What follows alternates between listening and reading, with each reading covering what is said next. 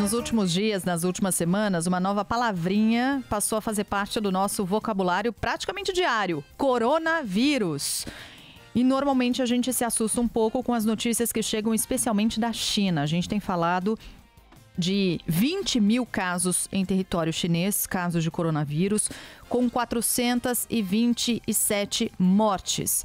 A gente já contabilizou mortes em Hong Kong, nas Filipinas, o restante, totalidade quase, na China. Ontem, os Estados Unidos confirmaram um segundo caso de transmissão do vírus dentro do país. Há vários países que já decidiram restringir a chegada de viajantes saídos da China, entre esses países Japão, a Rússia, Nova Zelândia e Israel. Aqui no Brasil, nós temos neste momento 14 casos suspeitos. Entre esses 14, 7 aqui em São Paulo. Nenhuma confirmação até o momento. Mas, claro, há muitas dúvidas. Os nossos ouvintes mandam mensagens para cá muito preocupados, aflitos. E até para mandar uma mensagem de tranquilidade em alguma medida, a gente convidou aqui nos nossos estúdios o infectologista do Hospital Emílio Ribas, Dr. Jean Gorenstein. Obrigada pela presença aqui no nosso estúdio, doutor. Eu que agradeço o convite, Barão, Sheila Magalhães. É uma honra poder estar aqui conversando e trazendo algumas dúvidas São dos muitas, ouvintes. Jean. São muitas. Quem quiser escrever, aliás, está aberto aqui o nosso WhatsApp à sua disposição, 999-592-100, 999-592-100. Doutor, vamos começar falando que doença é essa, coronavírus, e de fato a gente precisa se preocupar com isso aqui no Brasil? Bom, o primeiro aspecto é entender quem é o vírus. O coronavírus já era um vírus conhecido nosso, já de décadas, e que ao longo da sua existência já modificou o seu material genético em 3 ocasiões específicas, 2002, 2003, levando a SARS, que era uma síndrome da angústia respiratória aguda, que dava exatamente decorrente do quadro viral, acometeu 8 mil pessoas, tendo índice de mortalidade de 10%, com uma performance para 37 países no mundo. Então foi uma epidemia muito mais localizada na China, mas um ou outro caso pontual, como disse, em 37 países. Quando chega 2012, uma nova variante passa a acontecer, e essa variante produz o que nós chamamos de MERS, que é a síndrome respiratória do Oriente Médio, que ela foi transmitida exatamente por dromedários camelos para o ser humano, e ela se adaptou muito bem. Nesse momento, nós tivemos ali 2.200 pessoas comprometidas, mas o índice de mortalidade foi de 36%. Quando surge, muito alto. Quando surge, então, esse novo vírus, uma cepa nova, uma modificação também, uma modificação desse material genético, a dúvida era como ela vai se comportar. Foi muito importante as autoridades, inclusive as autoridades científicas da China, rapidamente, em 9 dias, identificaram quem era o vírus por biologia molecular, ou seja, identificaram a genética desse vírus e disseram: este é um vírus do tipo coronavírus com aspecto mutante. E aí precisava saber como é que ele vai apresentar-se. Ele vai se apresentar como em 2002, ele vai se apresentar como em 2012, e essa era a preocupação. O que a gente viu? Que ele propaga mais do que 2002 e mais do que 2012. Isso ficou muito claro. Pelo número de pessoas, hoje nós temos 20.400 pessoas que eram aquelas que tiveram sintomas e que procuraram as autoridades. Como 90% dos casos são casos benignos, é muito possível que muita gente não tenha ido até o serviço de saúde procurar apoio. Moral da história, nós podemos sim ter naquela região um número de casos ainda maior. Mas o que nos deixou mais tranquilos foi o índice de mortalidade, que em comparação com os anteriores mostrou apenas 2 a 2,2% de mortes. Hoje nós temos 427 mortes, 425 na China, 2 Filipinas e Hong Kong. Então, quer dizer, quando você tem uma situação como essa, claramente você fala assim, esse vírus, na maior parte dos casos, vem trazendo manifestações muito mais comuns com resfriado, que era aquilo que a gente via, do que propriamente um quadro muito mais grave como ele se manifestou em 2012. Quer dizer, sintomas leves, portanto, se assemelham a um resfriado? Pois é, mas qual é o problema? O problema que acaba acontecendo, principalmente em pessoas mais vulneráveis, que nós chamamos, que são os extremos de idade, então sejam crianças, sejam idosos, sejam mulheres grávidas, porque diminuem a sua imunidade na própria gestação, assim como pessoas que já tenham alguma doença de base, doenças cardíacas, doenças pulmonares, fazendo então com que nesse grupo específico, ou nesses grupos específicos, haja uma apresentação muito mais grave, com uma pneumonia grave, e a questão é, nós não temos um tratamento específico. Diferente do que nós vemos, por exemplo, na gripe H1N1, existe uma estratégia que nós chamamos antiviral. Ou seja, eu tenho uma medicação, que é o oseltamivir, que é o Tamiflu, que faz com que eu diminua a proliferação do vírus na garganta e com isso claramente eu diminuo a proliferação de pessoa a pessoa, assim como eu diminuo os sintomas e manifestações clínicas. Aí eu não tenho. Então hoje estudos têm sido utilizados, principalmente nessas formas graves, pacientes muito graves. Se olha e diz assim, nós não sabemos o que fazer. Eles chegaram inclusive a usar algumas medicações que são usadas no coquetel para AIDS, que são os antirretrovirais, duas drogas, lopinavir e ritonavir, que mostrou em alguns pacientes, a despeito da bula dessa medicação, dizer, olha, não tem nada, ninguém colocou, olha, age contra o coronavírus ou contra outro vírus, mas sim contra o retrovírus do HIV. Mas eles usaram e para alguns pacientes houve sim um aceno de resposta. Só rapidamente aqui, só para retomar os percentuais de mortalidade. Em 2002, 10%. 10%. Em 2012, 36%. E agora 2 a 2,2%. Bem mais baixo, portanto. Bem mais baixo. O H1N1 tem uma letalidade maior do que o coronavírus? Olha, só para se ter uma ideia, ele mata muito mais, chega a ser em alguns cenários, especialmente em grupos específicos, a subir para 20%. Uau! Quer dizer, então hoje, e é interessante, que a gente vê que no mundo, hoje a gente vive, especialmente na Ásia, Europa,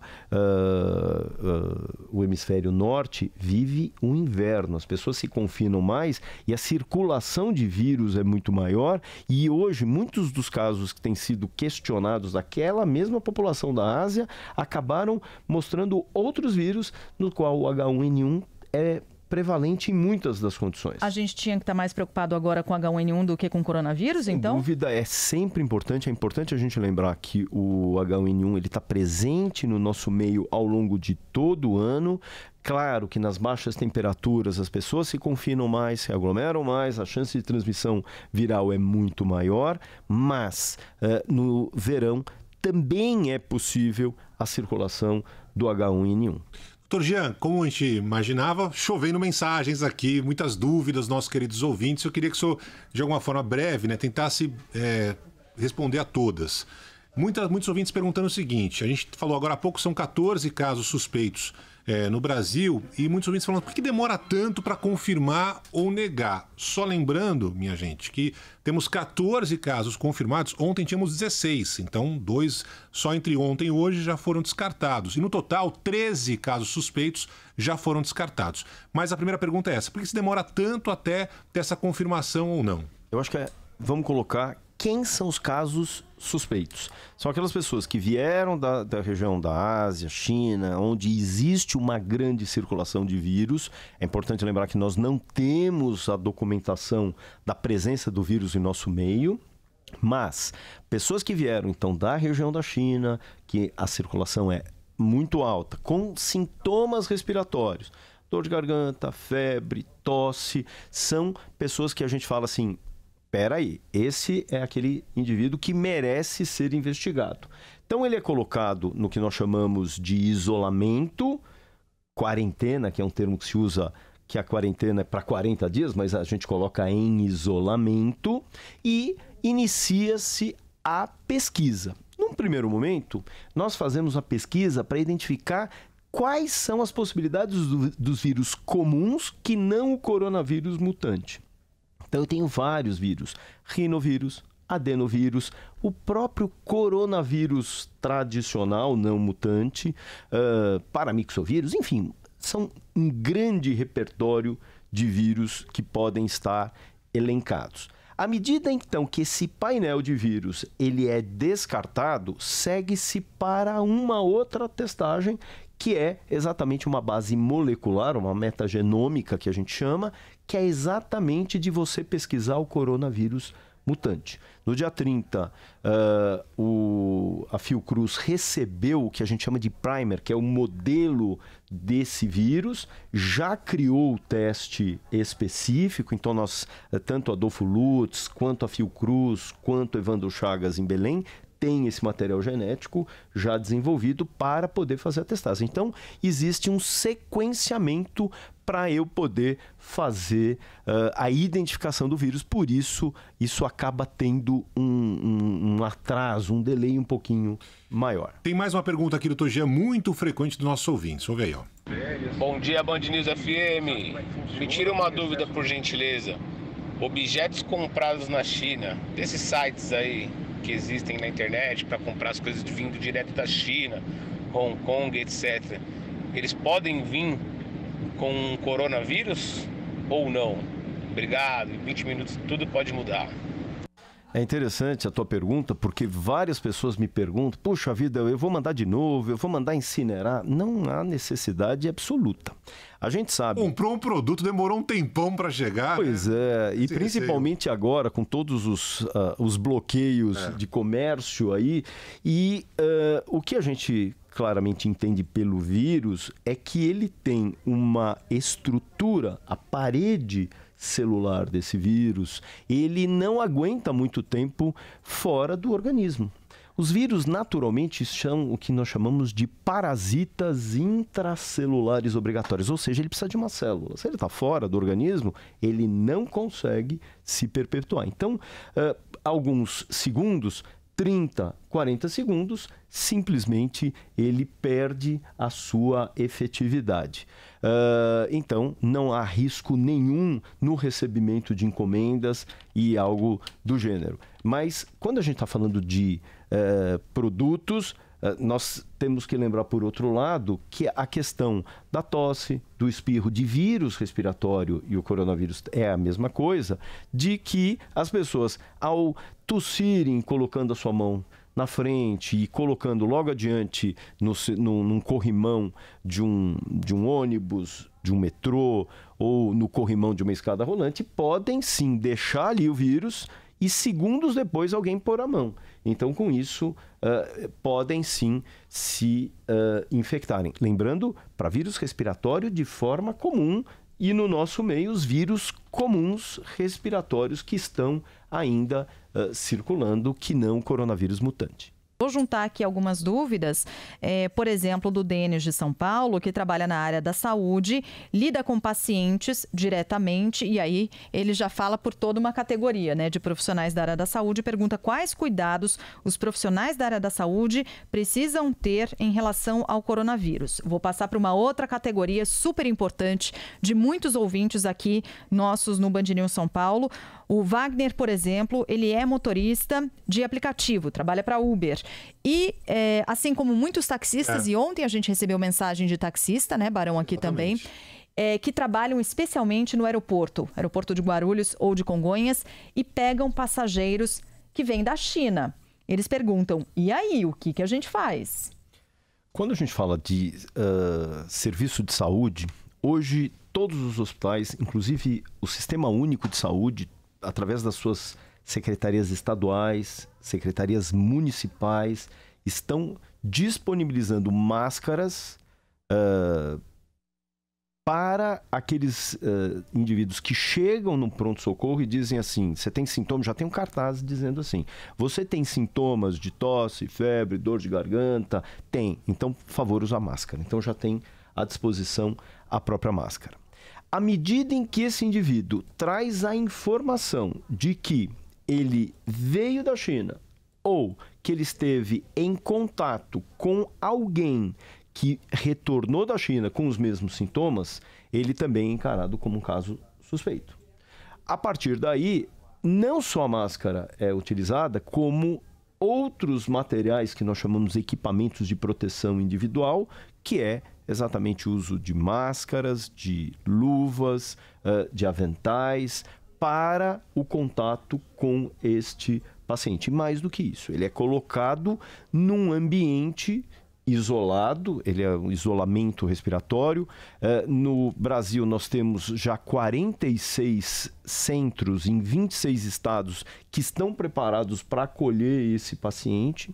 Em alguns desses serviços, nós temos um sistema muito efetivo, que é um fluxo laminar que ele aspira, ele fica no teto e ele aspira essas partículas de aerosol, ou seja, que são partículas de vírus que ficam em suspensão no ar. Então isso são medidas protocolares, quer dizer, entrou alguém, chegou na porta do pronto-socorro, ele já tem o cartaz e já tem do lado as máscaras que ele retira automaticamente. Fora os dispensadores de álcool gel que são mantidos também nas paredes desses hospitais e, reforço, inclusive hospitais públicos. Então, nesse cenário, você previne. Hoje, o profissional da saúde está muito alerta a essa questão, as informações não só disparadas pelas secretarias de saúde, mas também pela própria mídia, fazendo então com que esse zelo torne-se importante em relação às pessoas no entorno,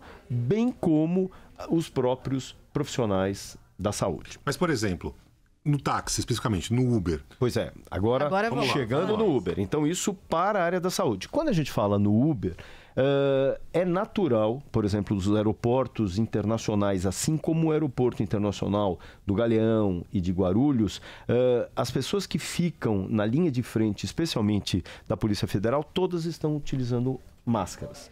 Porque é óbvio que as companhias aéreas hoje estão colaborando para identificar, esse indivíduo fez conexão na China e ele é um sintomático respiratório, quer dizer, ele tem sintomas respiratórios. Esse imediatamente, então, recebe a sua máscara e despolariza uma série de critérios para identificação, isolamento e assim o faz. Mas nem sempre existem as manifestações respiratórias identificadas e, por isso, o uso dessas máscaras para aquele pessoal da linha de frente se faz necessário. Quando a gente coloca para os taxistas ou Uber, e é claro que você não vira e pergunta assim, você veio da onde? Ah, eu vim de Miami. E você? Ah, eu vim... Então... Até porque não tem voo direto da China para o Brasil. Aí que tá, né? Eles são obrigados a fazer conexão, Isso. seja na Europa, seja nos Estados Unidos, diferente dos Estados Unidos, que existem os voos diretos. Então eu não tenho como... Mas mesmo que existisse voo direto para São Paulo... Eu não tenho como virar para esse indivíduo e falar, você veio da China, então eu não vou te atender. Então, o que se reza a norma? Se eu tenho algum sintomático respiratório, ou seja, alguém está tossindo, está espirrando, é natural que o indivíduo se sinta até à vontade de falar, olha, por favor, eu não gostaria de fazer a corrida. Isso é natural. Até porque isso não é descrédito nenhum, e quando você entra no elevador e se nega a entrar com alguém, você só não poderia fazê-lo, existe a ressalva em relação a doenças infecto-contagiosas. Então você pode se fazer valer. Agora, se o indivíduo entra sem sintoma nenhum, sugere-se apenas se manter os vidros abertos, mantendo esse ambiente arejado, deixe um dispositivo com álcool gel para higienização das mãos e assim o faça de forma absolutamente natural. Eu estou falando isso em relação a vírus de forma geral, não é só ao coronavírus, mas eu estou falando em relação ao vírus da gripe, ao vírus, ao rinovírus, ao adenovírus que vão estar circulando. Então essas são as medidas naturais. Então, porque se eu imaginar que de repente esse indivíduo que chegou aqui do aeroporto, ele foi pegar um metrô e eu tenho dezenas de pessoas no mesmo vagão, ele vai... Então não é dessa maneira. Então é importante a gente lembrar que Alguns cuidados vão ser no sentido de você identificar quem são os sintomáticos respiratórios, quem são aquelas pessoas que vieram de áreas que nós chamamos áreas endêmicas, esses são casos suspeitos. Se eu tenho um transporte público ou um transporte particular, eu vou manter mais um ambiente arejado, naturalmente eu vou fazer isso também no transporte público. Tem muita gente perguntando sobre a máscara. A gente já falou algumas vezes aqui sobre isso, porque a máscara está faltando. Você quer ficar rico hoje? Venda máscara. Abre uma empresa de máscara. Explosão de vendas, Não né? só, a gente está falando especificamente do Brasil, de São Paulo, mas é uma realidade na Europa, na Ásia e tal. Vale usar essa máscara? Vale até quanto usar essa máscara? Qual máscara usar? Conta pra gente, doutor Jean. Pois é, a questão é o seguinte, eu não tenho a indicação para a utilização da máscara no nosso meio em decorrência do coronavírus. Reforça-se que nós temos 14 casos suspeitos em avaliação, que estão sendo mantidos em confinamento, portanto, em isolamento. Não houve a detecção de nenhum paciente. É provável que nós tenhamos, sim, o coronavírus no nosso meio, mas as autoridades estão muito alertas para identificar e isolar. Portanto, quando a gente fala nesse cenário, o uso da máscara, ele é totalmente desnecessário. Era diferente daquilo que a gente vivenciou em 2009, que nós tivemos a pandemia de influenza A, do H1N1, e que no nosso meio nós tivemos mais de 60 mil pessoas com o H1N1. Então era natural que se você fosse entrar... 60 mil? 60 mil no nosso meio, com o vírus. Isso no Brasil e em São Paulo? No Brasil. E aí o que a gente diz? Que isso eram aqueles indivíduos que foram ao encontro de um profissional da saúde e ele notificou. Porque quantos foram aqueles que tiveram gripe que não procuraram o serviço médico? Quer dizer, nós tivemos muito mais do que isso. Então era natural, naquela ocasião, que as pessoas fossem ter que pegar no horário de rush um ônibus, um metrô, e elas acabassem se utilizando das máscaras, o que não é uma necessidade no nosso meio, nos dias de hoje, na situação absolutamente atual. Qual é a orientação? É manter ambientes arejados, ventilados, mesmo no transporte público, porque vamos reforçar uma coisa, nós temos no nosso meio, no Brasil, vírus respiratórios circulando. Então nós temos o rinovírus, o adenovírus e o vírus da gripe. Portanto, eu tenho sim que manter os ambientes arejados, ventilados, a utilização do álcool gel à medida que eu não tenho uma disponibilidade de lavar a mão ao longo do dia. Isso é uma forma muito mais real, muito mais concreta e muito mais segura. Voltando, reforçando essa questão do taxista, que eu achei uma questão muito eficaz. Se eu tenho um sintomático respiratório, eu me sinto constrangido dessa pessoa entrar no meu carro. Eu tenho como falar, eu não gostaria, a menos que eu ofereça ou que esse indivíduo se utilize de uma máscara. Quem utiliza? O próprio paciente e eu. E manter o ambiente arejado, com vidros baixos, para que haja, sim, a circulação e renovação desse ar. A Fabiana pergunta aqui, o álcool gel é verdade? Ele protege mesmo ou é melhor água e sabão simplesmente? Água e sabão, ela tem a facilitação se eu tenho na minha casa, eu lavo a mão, eu me aproximo da pia.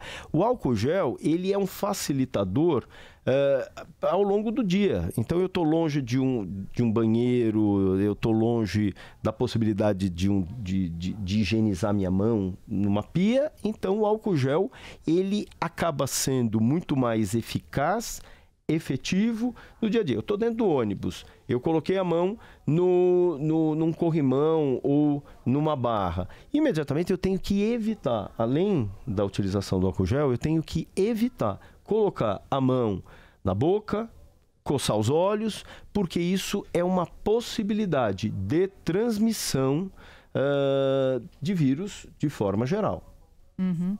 Bom, a gente vai fazer mais uma pausa e já a gente continua conversando. Daí vai ser o nosso último bloco para conversar com o infectologista do Hospital Emílio Ribas, Dr. Jean Gorenstein. Já agradeço aqui todos os nossos ouvintes pelas perguntas enviadas, então já tem mais. A gente continua aqui no Band News São Paulo falando sobre coronavírus. Estamos recebendo o infectologista do Hospital Emílio Ribas, Dr. Jean Gorenstein, tirando dúvidas aqui dos nossos ouvintes.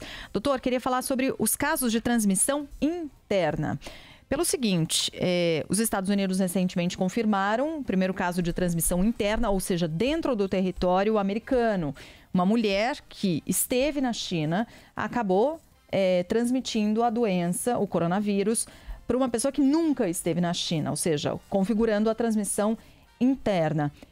Por que essa é uma informação importante? Por que esse é um dado importante para se observar a doença? Esses casos de transmissão interna ocorridos fora da China, de gente que nunca esteve na China. Eu acho que a partir disso a gente vai conhecer realmente quem é esse vírus. Porque a gente tem os dados da China, numa população que tem um índice populacional intenso, com as pessoas se aglomerando, e a transmissão poderia ser grande em decorrência a isso. Só que quando ela vai chegando pontualmente nesses 26 países, a gente vai ver como ela vai se comportar em relação à transmissão de pessoa a pessoa.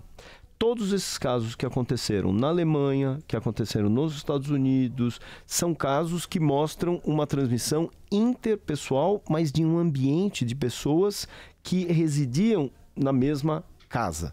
Então, com isso, mostrando uma transmissão só e somente para aquelas pessoas. O que chamou realmente a atenção que algumas dessas residências tinham 5 ou 6 pessoas lá residindo e só 2 foram infectadas. Então essa é a questão. Por quê?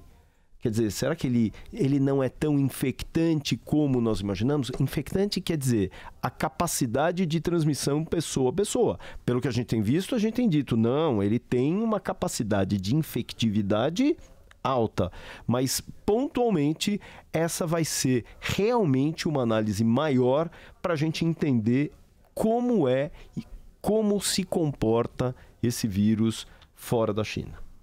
Tem muita gente, doutor, pensando o seguinte, lá atrás tivemos H1N1, gripe suína, gripe aviária, agora o coronavírus, ou seja, essa mutação vai ser eterna. Passado um tempo vai aparecer lá um outro vírus com outro nome, com outras características. A humanidade vai ter que lidar com isso eternamente? Sem dúvida. E a história já mostrou o número de vírus na década de 40, na década de 60, as epidemias, as gripes, os vírus de forma geral. E é interessante que a China é um celeiro de produção de vírus.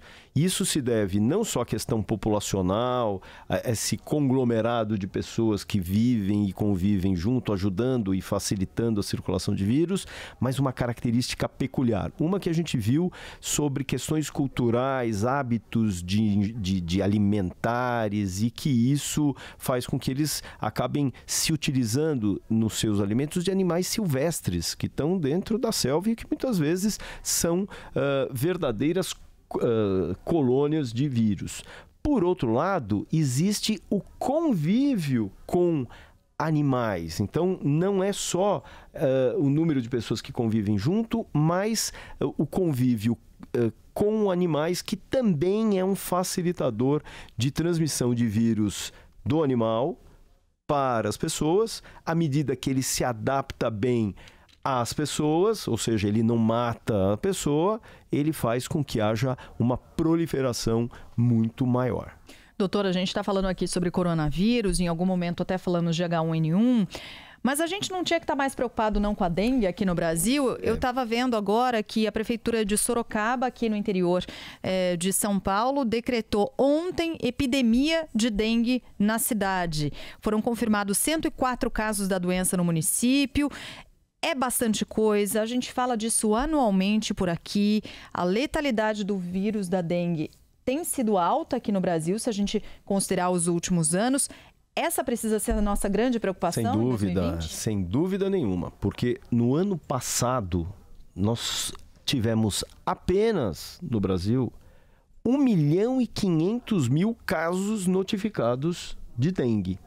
Só no estado de São Paulo, 400.000 casos. E aqui a gente está falando de coronavírus, tem 14 suspeitos. E que né? não, e esse pânico, eu acho que as pessoas elas realmente têm que olhar literalmente no quintal das casas. Porque 80% dos focos da dengue ocorrem dentro das casas. Os focos estão dentro das casas e a fêmea do Aedes aegypti, ela é muito esperta. Ela coloca uma média de 40 ovos, mas no mesmo ambiente, 10 num cantinho, mais 20 no outro, mais 10 no outro. Ou seja, fazendo então com que haja maior chance de proliferar. E à medida que ela coloca o ovinho hoje, daqui a uma semana eu já tenho um mosquitinho voando. Então é aquela história. Sheila, você cuida do seu telhado, vê se existe empoçamento de água nas calhas? Ah, sim. Quando que você subiu a última vez? Há 3 semanas. Peraí, eu não estou falando que tem ovinho hoje, depois de uma semana já tem um mosquitinho. E se você fizer isso em 3 semanas, obviamente, eu vou ter uma proliferação muito maior. Então, é muito importante que as pessoas estejam atentas. Hoje, você acabou de dar o clima, a temperatura, chuva e 26 graus. Isso é um tempero ideal para que eu tenha mais mosquito e maior condição dessas fêmeas fazerem a deposição dos seus ovos. Aí um alerta importantíssimo, né? Com números, convenhamos, bem diferentes. 14 casos apenas 14 casos suspeitos, nenhum confirmado do coronavírus, e convenhamos, há um pânico muito grande das pessoas, enquanto a dengue está aí. Ano sim, ano também, livre, leve e solta. E com variações de um ano para outro. A projeção para esse ano é o quê? Então, toda vez... Então, o que nós temos? Nós temos 4 vírus. Os 4 vírus circulam em todas as regiões. Só que muitas vezes eu tenho a prevalência de um, ou seja, um tipo, como aconteceu no oeste do estado de São Paulo no ano passado, era o tipo 2. O tipo 2 era novo na região. Quando ele chegou, o que aconteceu? Ele pegou uma população que nunca entrou em contato com ele. Então, ele não tinha anticorpos desenvolvidos para esse vírus.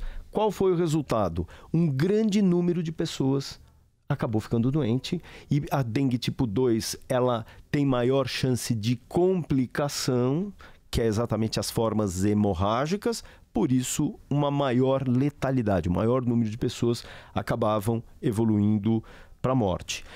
À medida, então, que ele vai chegando hoje, a circulação do dengue tipo 2 nessa região já pegou um grande número de pessoas. Então, ao circular um outro tipo de vírus que eventualmente essa população não esteve em contato, faz com que um novo surto acabe acontecendo.